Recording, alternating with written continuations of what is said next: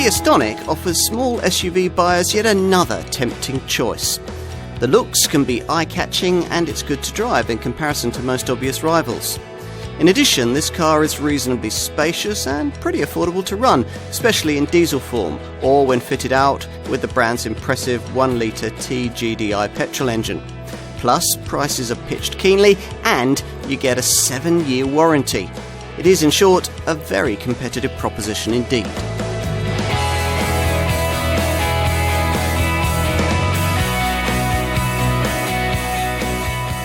In recent years, Kia has become a very significant player in the market for compact crossover SUVs, but the company's never really had a product of this sort to directly target the smallest section of this segment.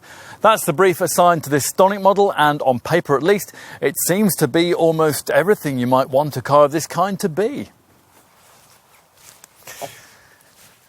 The name's interesting, isn't it? Apparently a combination of the words speedy and tonic. And the back history is interesting too. It's tempting to think of Kia as a latecomer to this sector. This contender wasn't launched until the autumn of 2017. Actually, though, the company could claim to be one of the originators of this class. First at the turn of the century with the earlier, smaller versions of its Sportage SUV, and again in 2009 with the funky little Soul model. Since then, the Sportage has been moved up a size to compete with the larger Qashqai class family hatchback segment SUVs, and that should have freed up the Soul to directly target profitable little B segment SUVs like Nissan's Juke and Renault's Captur. Hasn't worked out like that though. The Soul proved to be too much of a niche product to meet that need, and that left Kia without a really effective presence in this market segment, and it's due to double in size by 2020. That has been a problem for the brand, given that it won't be long before cars of this kind account for over 10% of all European car sales, hence the speed at which this particular model has been designed and brought to market. It shares almost everything with the maker's Rio Supermini, and it rolls down the same Sahari production line in South Korea. A little surprisingly, it doesn't share those underpinnings with sister company Hyundai's Kona model. That's their entry into this exploding sector, although the two manufacturers do use the same engine wear, most notably in this case the 1-litre TGDI petrol unit that Kia expects the majority of Stonic buyers to choose. These people will be buying into a car that gives Kia one of the widest crossover SUV product selections available from any current brand. It slots into the company's range just above that little Soul model and just below the family hatch-sized Nero Hybrid and Sportage models, which in turn sit below the larger 7-seat Sorento SUV. Potentially, though, the Stonic could turn out to be a more important player than any of those showroom stablemates. And here, we're going to find out why.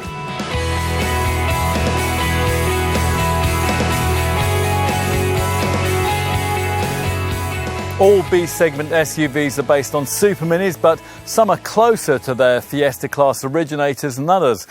Count this Kia Stonic within that group. It's 70mm taller than the Rio model it's based on, and to compensate, it has lengthened springs and dampers.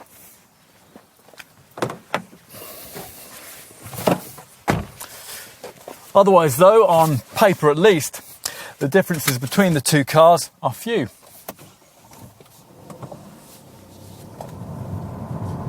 On the move, you'll find that the Stonic doesn't even provide much more of a commanding driving position. What it does offer you, though, rather surprisingly, is a slightly sharper driving experience than is on offer in the Rio. Now, you expect to find the opposite when you compare a small SUV to a supermini, but this Stonic's particularly stiff body and fairly firm suspension give the handling quite an eager feel, and that's something that's further aided by the standard inclusion of a torque vectoring system that you don't get on the Rio. Now, at speed through tight corners, this brakes the front inner wheel to reduce understeer and to stop you from running wide. Don't get us wrong here, none of this makes this little SUV into any kind of driver's car, but should you ever need to really push on a small crossover of this kind, you'll find that this Kia is much more willing to oblige than most of its fashion-conscious sector rivals. Perhaps inevitably, delivering that extra sharpness has come with a few drawbacks. You certainly feel small bumps and tarmac tears a little more keenly than is the case with some competitors. It's nothing that you couldn't live with, though, and the suspension smoothness improves the faster you go. Now, it's thanks to this and the very reasonable levels of refinement, the Stonic is a surprisingly able partner for longer trips. The electric power steering system has been tuned for accuracy, which makes the car easy to place through the corners. In town, it's not quite so good. This Kia has not been blessed with a particularly tight turning circle. That means the need for the occasional three-point turn in situations where some other rivals might have got you round in one hit. What else? Well, the 6-speed manual gearbox is decently slick and the brakes are very good too, all of which will almost certainly be more important to potential segment buyers than outright speed, which is just as well because the Stonic lineup doesn't offer too much of that. The engine range avoids the feeblest units you'd find in the Rio, but it still doesn't feature any of the kind of power plants that would really tempt in more spirited drivers. That isn't to say, though, that there aren't some very effective engines in this model's portfolio. There absolutely are, with the headline act being the 3-cylinder 998cc turbo petrol unit that we're trying here. And that's a power plant that Kia has developed to take on the similar downsized 3-cylinder engines that are now available from most of the other brands in the sector. In a Stonic, this 1-litre TGDI power plant is only available in its pokiest 118 bhp guise, in which form there's 171 newton meters of pulling power and 62 mph is 9.9 seconds away from rest en route to a 115 miles an hour maximum. You can also talk to your dealer about an automatic transmission option with this engine too. Kia, like most of its rivals, has chosen not to bless this 3-cylinder motor with a balancer shaft to improve its refinement. Now, the rival Peugeot 2008's similarly configured 3-cylinder PureTech unit shows just what a difference that can make. It dials out the buzzy thrumminess you get under hard acceleration in a 1-litre Stonic. Still, as with the similar EcoBoost engine in a rival Ford EcoSport, the sensation's not unpleasant, and it could even be said to add something to the character of the car. The only drawback, in fact, with the 1-litre TGDI option appears to be the money it costs Kia to build it, meaning the need for the most affordable entry-level Stonic variant to continue on with the brand's older tech 4-cylinder 1.4-litre MPI petrol engine. Now, this normally aspirated derivative develops 98 bhp, and that's enough to see 62 miles an hour reached in 12.2 seconds on the way to 107 miles an hour. Try the 1-litre TGDI turbo model we got here, though, and you won't want to bother with that slower and less efficient MPI version. Although, of course, in all of this, we are assuming that as a buyer, your priorities will lie with petrol power. If that's not the case and you want to swim against the tide of prevailing public opinion and consider a diesel instead, a 1.6-litre CRDI unit is also available. Now, for what they're worth, the basic performance stats see this 108 bhp unit making 62 miles an hour from rest in 10.9 seconds en route to 112 miles an hour. Thanks to its lustier 260 Nm torque figure, this variant is almost certainly the one you'd choose in the unlikely event that you were looking to tow a small trailer or a little caravan with your Stonic.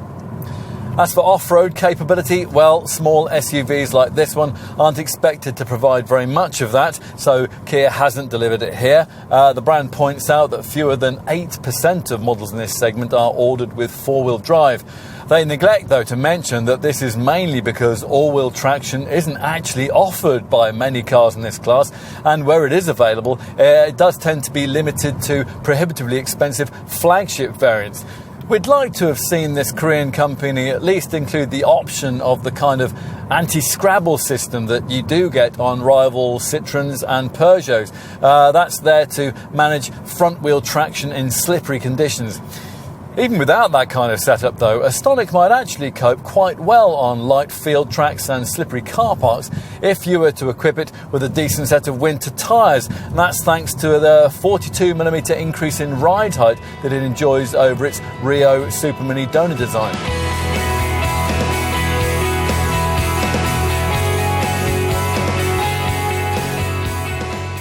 This is one of the most striking Kia models we've seen to date, although the shape does incorporate several of the brand's key recognisable signature design elements. Styled in Europe in collaboration with Kia's Korean design studio, the body aims to blend sharp horizontal feature lines with softer sculpted surfaces. Now, like most cars of this kind, you have to add quite a lot to the entry-level price if you're going to get the kind of personalised look that we've got here. But if that's possible, well, you get yourself a car the neighbours will really notice. That's a reference to the two-tone package you get only on high-grade models like this one, which will see you offered the opportunity to finish the roof and the door mirrors in a contrasting shade. That's either black, red, orange, or as in this case, lime green. Now, with that package in place, you'll be able to appreciate what is probably the Stonic's most unusual styling feature, this body-coloured Targa-style wraparound C-pillar. Otherwise, the profile perspective is fairly standard for a small crossover of this kind, all models getting roof rails and 17-inch alloy wheels to properly fill those black plastic-clad arches. Mid-level crease aims to give the flanks some shape. This little kink in the lower sill adds a bit of interest further back. At the front, there's a wider, narrower 3D interpretation of Kia's familiar Tiger Nose grille that separates projection front headlamps, incorporating the usual twinkling LED daytime running lights. Primary cooling's taken care of by this lower air intake further down, which sits above the usual silvered skid plate. That's there to endorse this Kia's SUV pretensions. Move to the back and this diffuser-style lower skid plate catches the eye, while further up, sleek rear light clusters stretch from the rear pillars into the tailgate, and they can feature more distinctive LED illumination on an upper-grade model like this one. A neat roof spoiler below a bee-sting-style aerial adds a finishing touch. Of course, as usual, what's more important is the stuff that you can't see, namely a stiff body shell made up of 51% lightweight, high-strength steels. Now, the platform this sits on is shared with Kia's Rio Supermini, although not surprisingly with partner brand Hyundai's rival B-segment SUV, the Kona. Now, if you were to dispense with all the fashionable frippery and look purely at the fundamentals of this design, then you'd find that the differences over a Rio are relatively slight. 42mm on ground clearance and 70mm in overall height. Now, that height figure is interesting. So SUVs are supposed to have a high, tall stance, and the roof rails and the extended wheel arches fitted here visually trick you into an impression that the Stonic conforms to that trend. Get out the tape measure though, and you'll find that it's actually the same height as a quite ordinary family hatch, like say Nissan's Pulsar. Now, if that smacks to you of smoke and mirrors, then you're probably the kind of conservative, logical thinking customer who struggles to see the point of taking a perfectly serviceable compact hatchback and, in pursuit of some mythical lifestyle orientation, making it heavier, clunkier, less efficient and less practical. Should that be the case, a cheaper, lighter Rio Supermini will, for you, probably make much more sense.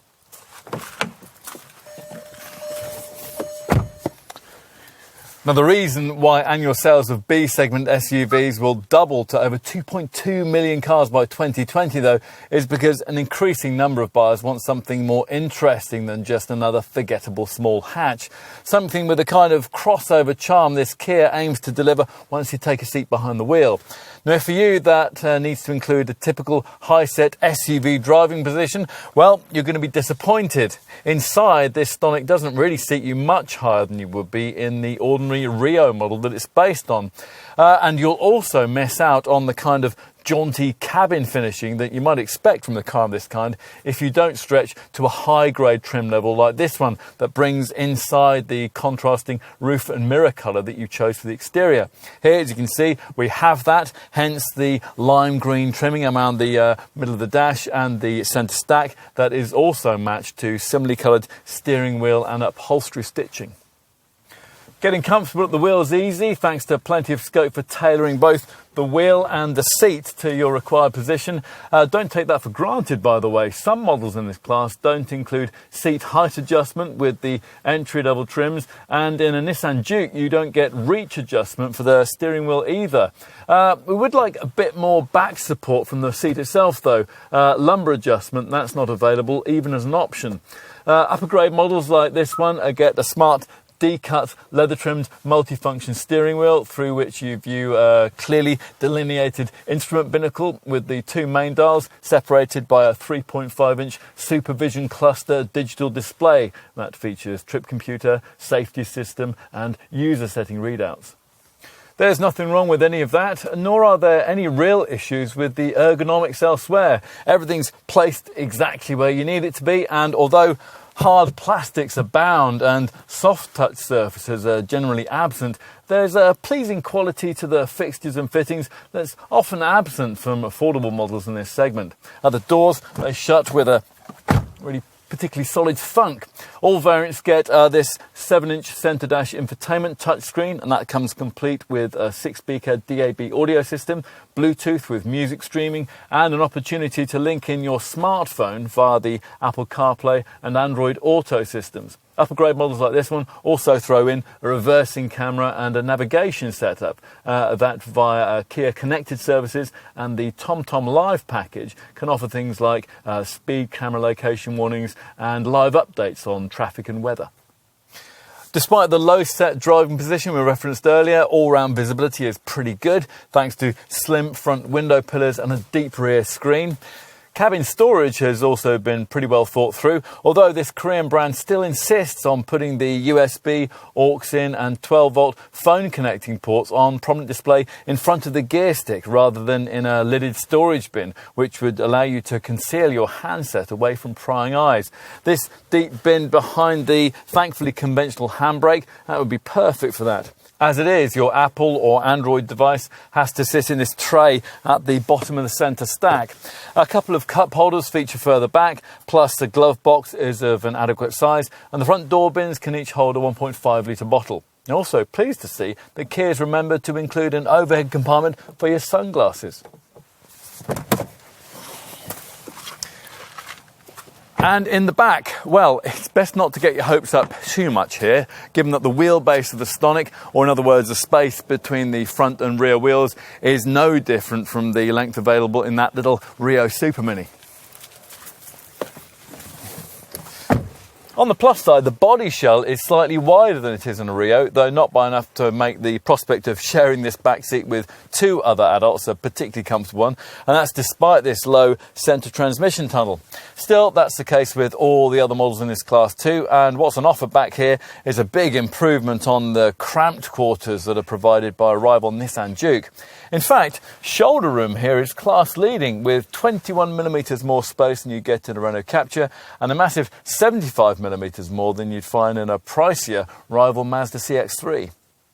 All that's quite impressive, but we were a bit disappointed to find that there's no option to get the kind of useful sliding seat base that you'll find in rivals like Citroën C3 Aircross or that Renault Captur just mentioned, nor can you recline the seat backs.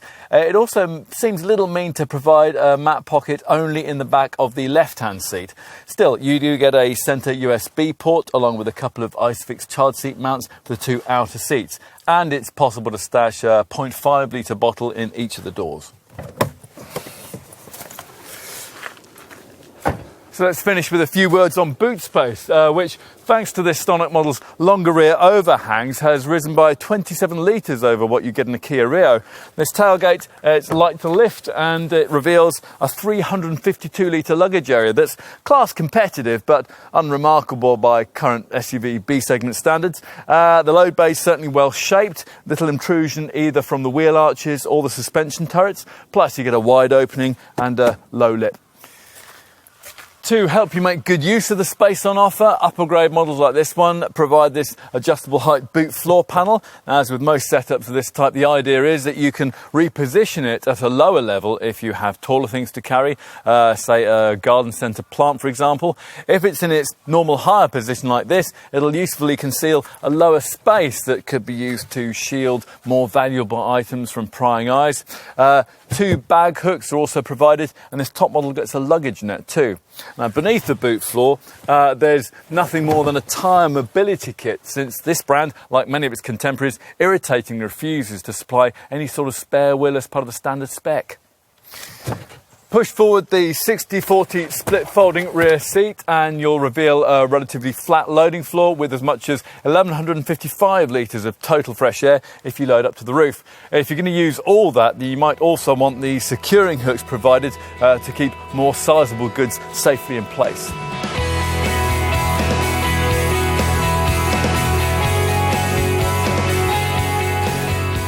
So, what will it cost to buy a Stonic and what will you get for the money?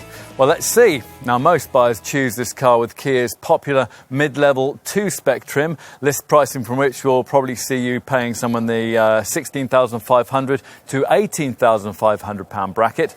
From launch, the company also offered high-spec first edition versions for those who are prepared to stretch towards and just beyond the £20,000 price point. These are derivatives due to be replaced by a more conventional trim and grade further on in the product's model life. Now, many will want to buy on finance, and there are some tempting deals, including a personal contract plan that over 3 years with a 15% deposit and a 9,000-mile annual limit could see you in a new Stonic for as little as around £225 a month. Now, in theory, 3 engines are on offer, but only 8% of buyers are expected to opt for the entry-level 98 bhp 1.4-litre MPI variant with its relatively efficient old-tech petrol unit. You can see why. Only around £800 more gets you a much perkier, cleaner and more frugal petrol lump beneath the bonnet. The 118 bhp 1-litre TGDI turbo petrol unit we're trying here, which is expected to account for nearly 60% of sales and which is available with an automatic transmission option. The final choice for Stonic seekers is a 108 bhp 1.6-litre CRDI diesel, but for that you're going to need a budget starting from around £18,000. If you're wondering how much extra it costs to trade up from the Kia Rio Supermini this car's based on, well, it's difficult to give you a definitive answer on that because the two cars have slightly different engine lineups. The Rio isn't offered with this car's 1.6-litre diesel and mostly offers the Stonic's 118 bhp 1-litre TGDI petrol unit in its lower output 99 bhp guise. Where direct comparisons between the two models can be made, the premium to move up to this little SUV is between £1,500 to £1,700. What we can do a little more accurately is to give you a perspective on the value proposition that Kia's pricing represents against similar models from other brands in the growing SUV B segment for supermini based designs. And the most obvious rival to start with here is the one that shares this Stonic's engines, Hyundai's Kona. Now, with a Kona, you can get the 1-litre TGDI engine for the same kind of money that with a Stonic would get you the less efficient 1.4-litre MPI unit. Kia, in response, points out doing that would see you needing to make significant compromises in terms of equipment, which is true. You would need a mid-range Kona SE spec model to match a base-level 2-spec Stonic, and that would cost you around £500 more. So in short, if you do your sums and you read the spec small print, you could still well end up wanting this Kia. But will you still covet it once you've checked out the value proposition on offer elsewhere in the segment? Now, in evaluating these, let's start with the two most successful class players, Nissan's Juke and Renault's Captur. The Nissan is perhaps easier to dismiss. Now, yes, it can undercut this Kia by around £1,200 in diesel form, but in volume 1.2-litre DIGT petrol guise, it's very similarly priced to a Stonic, and either way, it's significantly smaller than this Korean contender inside. You might be more tempted by the Renault though. It is, after all, much more closely matched to this Kia in terms of interior practicality, and it has the useful sliding rear bench that this Stonic lacks. Plus, petrol Captur variants can undercut their Stonic counterparts easily on price, but there are downsides to the Captur too in comparison to this car. The Renault doesn't handle as well, it doesn't feel as well built, and it's significantly slower in its volume petrol and diesel guises than the volume petrol and diesel Stonic models. Of course, there are lots of other segment options, including 3 from the French PSA group that all share much the same platform and engineering: Peugeot's 2008, Vauxhall's Crossland X and Citroen's C3 Aircross. Now, that rather bland Peugeot might be the easiest of the 3 to dismiss.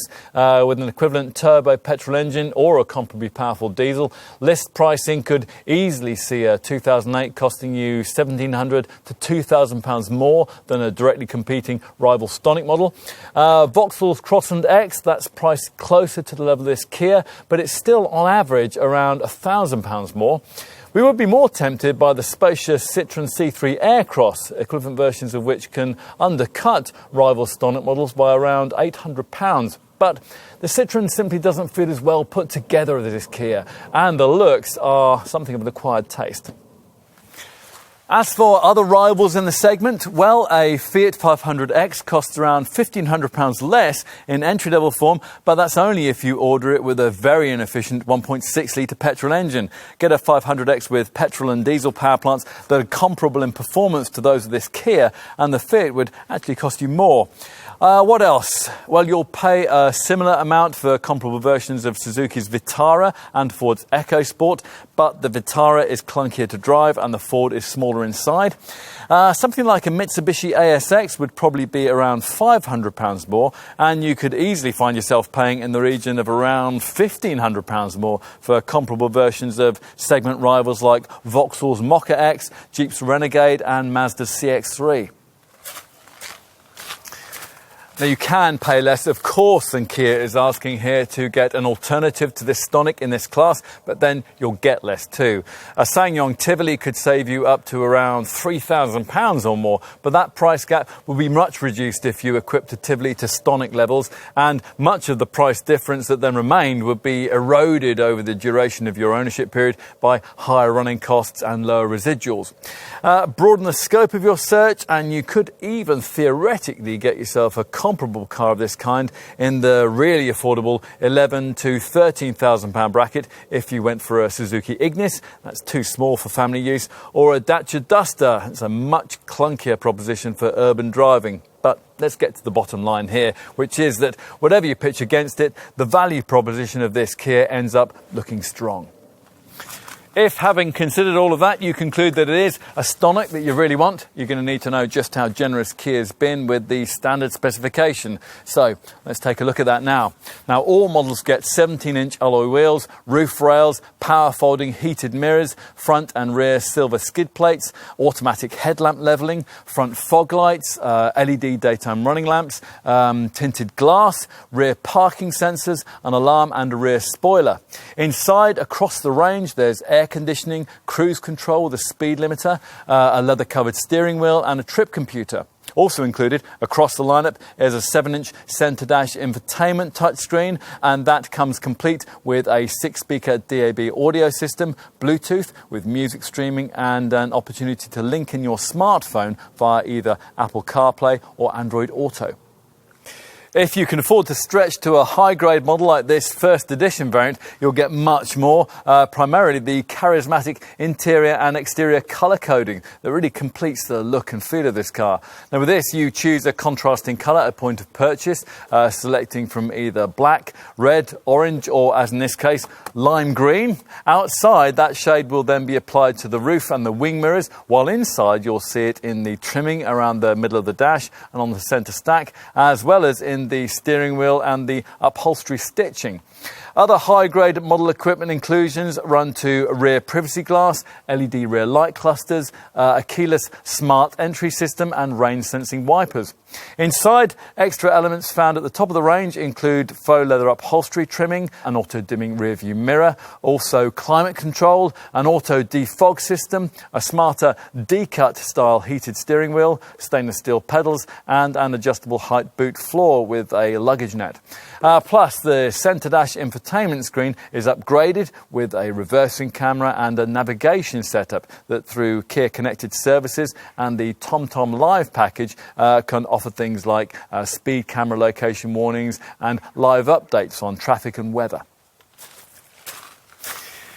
So much for the standard stuff. What about options? Well, there aren't many. Your dealer will give you the chance to pay extra for various metallic and premium paint shades, and a tow bar can be specified too. In addition, there are the usual mud flaps and upgraded carpet mats, plus protective foils can be stuck on the rear bumper, and you might want a crossbar set for the roof. Otherwise, that's it. If you want plusher levels of kit, you have to buy into a plusher level of spec. So let's finish by looking at this car from a safety perspective. Now, we had hoped that Kia might have set a precedent in this class by including autonomous braking as standard equipment right across the range. As it is, though, buyers of the mainstream 2-grade variants have to pay extra for an optional advanced driving assistance pack in order to get that. Now, the system is well worth having, though. It's operational between 5 and 50 miles an hour, and it scans the road ahead as you drive in search of potential accident hazards. If one's detected, then you'll be warned. If you don't respond, or perhaps you aren't able to, the brakes will automatically be applied to decrease the severity of any resulting accident. The Advanced Driving Assistance Pack also includes 3 further camera-driven features. There's driver attention warning. This monitors your driving reactions for drowsiness. A lane departure warning system that will alert you if you start to drift over the lane delineating lines on the highway. And high beam assist, and this is a feature which automatically dips your lights at night in the face of oncoming traffic. As for more standard safety stuff, well, every Stonic includes twin front, side and curtain airbags, as well as ESC, electronic stability control, and VSM, vehicle stability management. That includes torque vectoring to brake an inner wheel if the car's running wide through the curves, bringing it back onto a safe course. Talking of turns, there's also cornering brake control, which delivers asymmetrical brake pressure to counter loss of traction when you're braking in tight curves, and a straight line stability feature. Now, this senses any difference in applied brake pressure between the right and left of the car and intervenes to keep it straight. In addition to that, ABS brakes have a brake assist feature that helps in emergency stops, and those will be advertised to following motorists by an emergency stop signalling feature that flashes the hazard lights to let them know what's going on. There are also ISOFIX charge seat mountings, a tyre pressure monitoring system, and that will keep an eye out for punctures, and hill start assist control, and that will prevent the car from rolling backwards as you pull away on inclines. If you want more, you'll need a high-grade variant like the one we're testing here, and that's fitted with 2 further camera-driven features.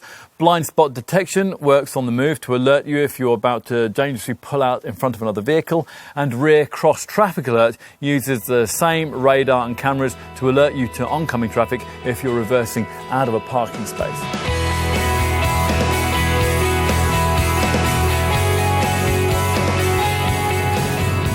One thing that designers of B-segment SUVs have got very good at recently is restricting the size of the weight penalty that would ordinarily be a major drawback with a car of this kind. With this 1-litre TGDI turbo petrol-powered Stonic model, the weight increase over an equivalent version of the Rio Supermini it's based on can be as little as 25 kilos. It's no surprise then to find that the running costs of this little SUV are only around 8% down on the fuel and CO2 returns of its more conventional showroom stablemate. Specifically, that means a 1-litre TGDI derivative like this one can return 56.5 miles per gallon on the combined cycle and manage 115 grams per kilometre of CO2. Now, it wasn't very long ago that you'd have needed a diesel to get figures like those in a small SUV. The diesel offering today, this Kia's 1.6 litre CRDI unit manages 67.3 miles per gallon on the combined cycle and 109 grams per kilometre of CO2. And expect those figures to improve significantly when Kia introduces the cleaner green Euro 6C version of this engine in this car in early 2019. In our experience, we found that the CRDI variant's readings are a lot easier to get close to in real-world motoring than are the figures that you get from the petrol version, but then that's commonly the case with new cars these days. Overall, it seems the brand's well on track to meet its stated target of reducing the average fuel consumption and CO2 emission levels of its model range by 25% by the year 2020. To achieve that goal, Kia probably needs to phase out the entry-level engine in the range, an old-tech 1.4 litre Captur series MPI four-cylinder unit, as soon as it reasonably can. This normally aspirated power plant provides a flashback to how inefficient petrol engines in models like this used to be, with readings that, despite the much lower 98 brake horsepower output, are a little way off those you get in this three-cylinder 1 litre TGDI model. MPI buyers can expect combined fuel figure of 51.4 miles per gallon and a CO2 reading of 125 grams per kilometre. All Stonic derivatives come with Kia's ISG setup, which designates the fact that you get the engine stop-start system that's fitted as part of the brand's Ecodynamics efficiency package. What else might you need to know?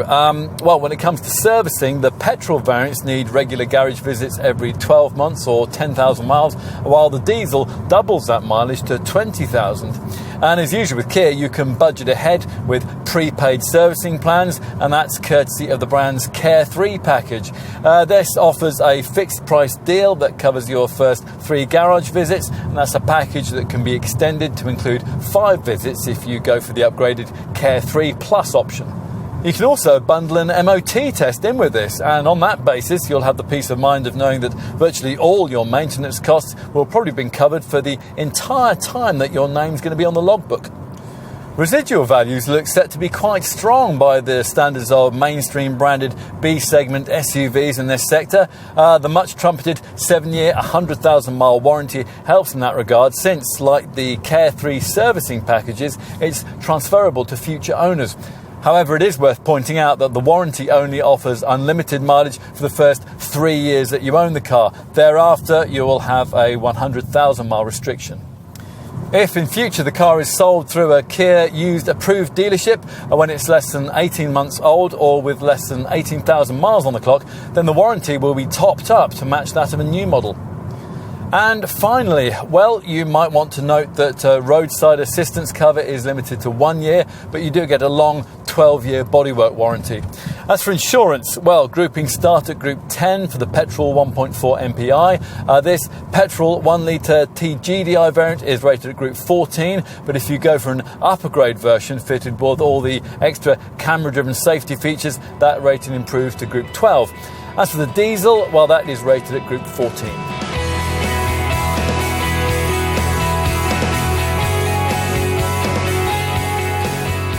Here's yet another Kia that should change the way you think about this ambitious Korean brand.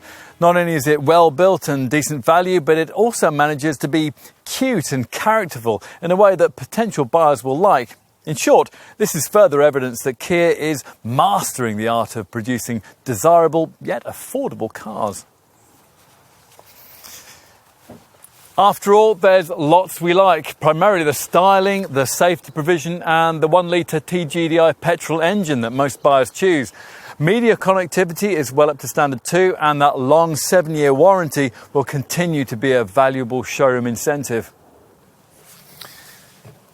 Are there issues? Well, a few. Some will wonder why this car's rather conventional driving position isn't further removed from that of the Rio Supermini it's based on, and the base level old-tech MPI petrol engine that was offered from launch looks rather redundant. Otherwise, most of the criticisms you could make apply to just about every other model in this fashionable segment.